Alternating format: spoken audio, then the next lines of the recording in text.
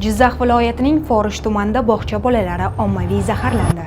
Ko'rib turganingizdek, hozirgi kunda bog'chalarda zaharlanish asosan ovqatlarni tashish, saqlash va tayyorlanish jarayonida ses talablariga umuman amal qilmaslikdan kelib chiqyapti. Bog'chalarda bolalar ovqatlanishida shu 3 ta narsa muhim rol o'ynaydi.